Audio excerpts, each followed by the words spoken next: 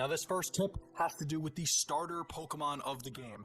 Your starter choice might be a little more complicated than you initially expect. There's a growing expectation among fans, even though it hasn't officially been confirmed, that Rowlett, Cindaquil, and Oshawatt, the 3 starter Pokemon of Legends Arceus that are not native to the Sinnoh/Hisui region, are going to evolve differently in this ancient region.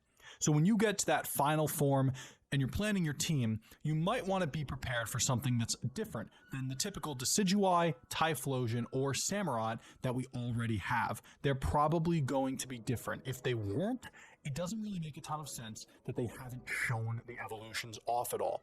And with the fact that we're getting Hisuian forms in these games, which if you guys haven't been checking out the shorts I've been doing, there's a whole link to the playlist right now on Hisuian forms that we should get. It just makes a lot of sense that we're probably going to get some of the starter Pokemon since they are ripe to get new evolutions and they're not native to the Sinnoh region. A lot of reasons just to be a little bit more prepared for your starter Pokemon choice. Another one that has to do with starter Pokemon here, you're actually able to catch the original Generation 4 starters out in the wild of Hisui.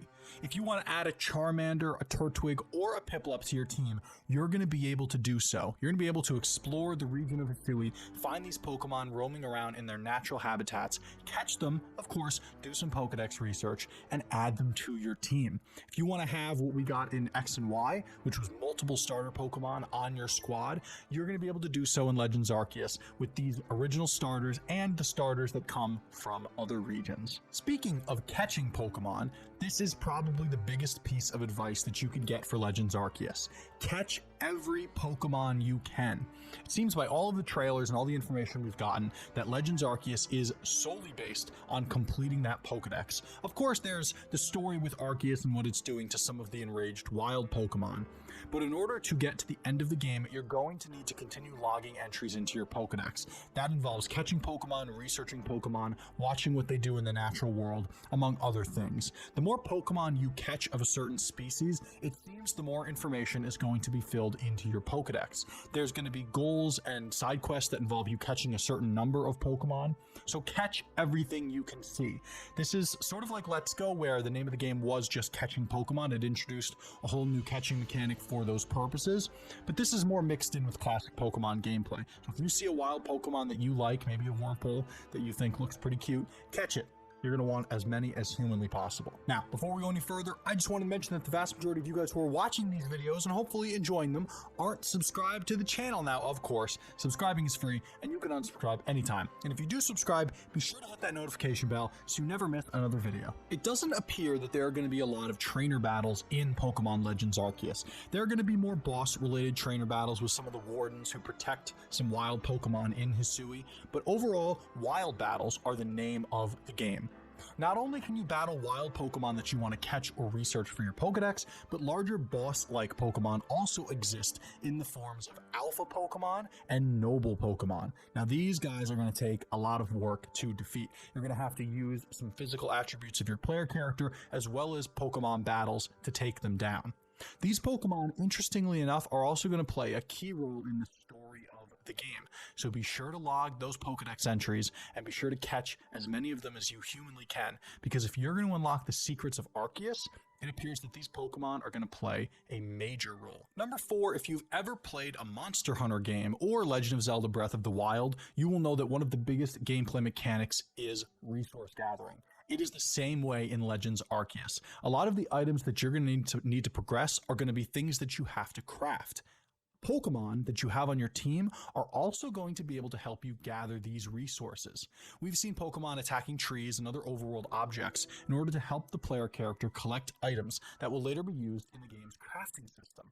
So you're going to want to gather everything you can because you never know what's going to help you make a Pokeball, a healing item, or something else to help you on your journey. This is a central piece of Legends Arceus. It is honestly probably the biggest gameplay loop that players are going to be addicted to. So be sure to collect everything that you can. It is very important for progress. Moving back to battles for a second, the system of battling in Legends Arceus. Not only are wild battles and boss wild Pokemon the name of the game, but there are different styles of battle gameplay as well, those being agile style and strong style. The style you choose to go with for an attack is going to change how that attack impacts your opponent and affects the Pokemon using it. As an example, if you use a strong style move, your Pokemon's attack is going to increase, but your speed, for example, could be decreased.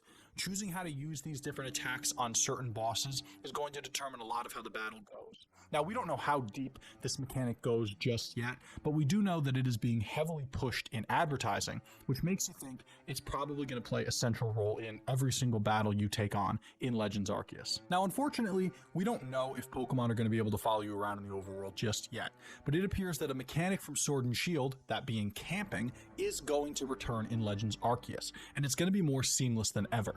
From some of the gameplay information we've already gotten, it appears you're going to be able to send out your entire team at will and interact with them in the overworld map itself, or at least a really good copy. You're no longer going to have to be transported to a little gameplay pocket that looks different from the rest of the world to interact with your team. And it looks like it's taking some of the best elements from Sword and Shield and other Pokemon Ami refresh-like mechanics and introducing them into Legends Arceus. So if you're someone who really likes interacting with your team members, this is going to be a big piece. And it also has to do with the camps that are littered about the Hisui region. These things all seem to be connected, which is really exciting. Just like in Pokemon Brilliant Diamond and Shining Pearl, you're going to be able to summon Pokemon to traverse the overworld and interact with the overworld without actually having to use them on your team.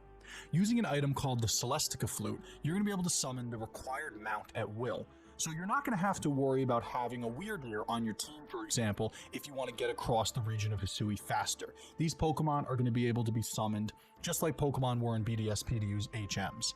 It does appear that you're going to have to use Pokemon on your team to physically interact with the world as if to gather resources, for example, but for navigational purposes, you're going to be able to summon these Pokemon right from an item. So you don't have to worry about wasting team slots for this, at least. These last two are a little more cosmetic. Number 9, of course, is that there are plenty of websites offering pre-order bonuses for Pokemon Legends Arceus. An example is PokemonCenter.com, where you can get a special Arceus plush with your copy of the game. Obviously, you could just order it from Amazon and get the game through Prime on day one, but I would recommend checking a bunch of these websites to see what the best deal is for you. There's notebooks, plushes, different keychains and posters, tons of different things that you're going to be able to get with Legends Arceus from some of these websites. So take a look around, you might find something that you really like. Lastly, there are bonuses in Legends Arceus if you own other Switch Pokemon games. If you have BDSP save data, for example, the game will unlock a special Darkrai event for you. Subsequently, if you have Sword and Shield save data, you're going to gain access to a Shaman event.